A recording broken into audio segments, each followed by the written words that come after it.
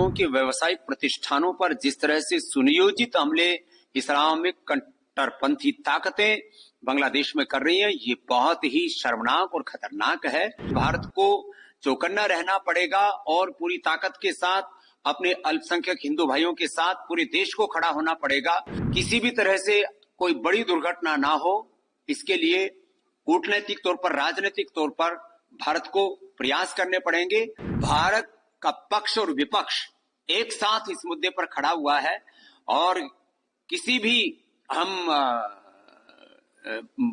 बुरी से बुरी परिस्थिति का सामना करने के लिए हमें तैयार रहना पड़ेगा। जब हमने बांग्लादेश को जन्म दिया, जब हम बांग्लादेश बना सकते हैं, तो वहां पर रहने वाले अपने हिंदू भाइयों की रक्षा करने में भी पूर्ण तरह से समर्थ हैं। इस भारत के सामर्थ्य को हमें दिखाना होगा, जिससे कि वहां पर रहने वाले हिंदुओं की तरफ कोई आंख न उठा सके। भारत के प्रधानमंत्री वो एक बहुत बड़ी शख्सियत है और हिंदुओं की रक्षा कैसे करनी होती है उसको वो जानते हैं और उन्होंने की है। हिंदुओं के घरों, हिंदू मंदिरों और हिंदुओं के व्यावसायिक प्रतिष्ठानों पर जिस तरह से सुनियोजित हमले इस्लामिक कट्टरपंथी ताकतें बांग्लादेश में कर रही हैं, ये बहुत ही शर्मनाक और खतरनाक है।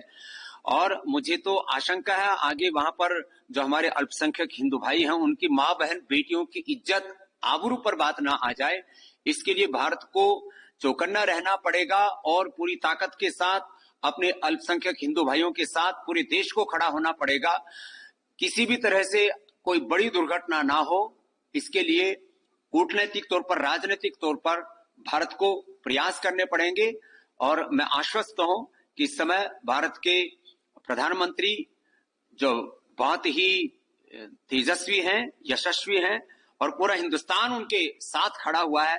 पहली मर्तबा मैं देख रहा हूं बहुत वर्षों के बाद, करीब 2-3 दशकों के बाद, कि भारत का पक्ष और विपक्ष एक साथ इस मुद्दे पर खड़ा हुआ है और किसी भी हम बुरी से बुरी परिस्थिति का सामना करने के लिए हमें तैयार रहना पड़ेगा और जरूरत पड़ने पर भारत को हस्तक्षेप भी यदि करना पड़े तो भी। जब हमने बांग्लादेश को जन्म दिया, जब हम बांग्लादेश बना सकते हैं, तो वहां पर रहने वाले अपने हिंदू भाइयों की रक्षा करने में भी पूर्ण तरह से समर्थ हैं और इस भारत के सामर्थ्य को हमें दिखाना होगा, जिससे कि वहां पर रहने वाले हिंदुओं की तरफ कोई आंख न उठा सके।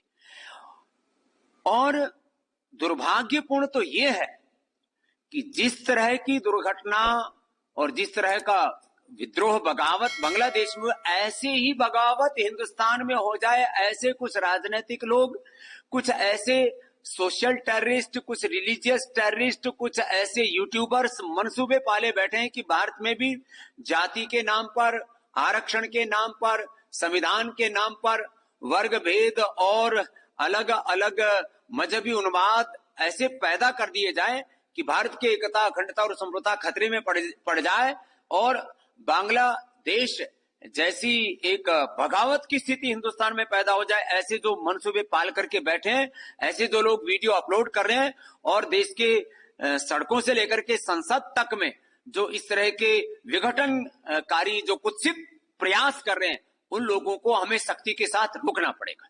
पूरी दुनिया में जैसे यहूदी लोगों पर कोई अंगुली नहीं उठा सकता, क्योंकि पूरी दुनिया के यहूदी एक है, ताकतवर है।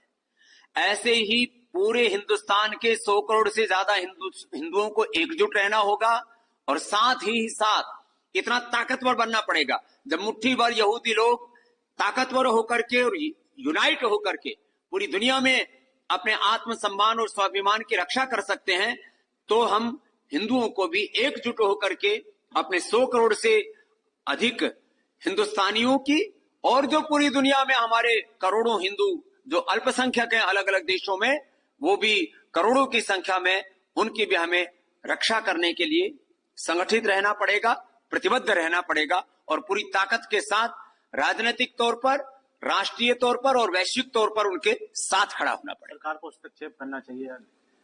सरकार को यदि जरूरत होगी तो हस्तक्षेप भी करेगी, क्योंकि भारत के प्रधानमंत्री वो एक बहुत बड़ी शख्सियत हैं और हिंदुओं की रक्षा कैसे करनी होती है उसको वो जानते हैं और उन्होंने की है।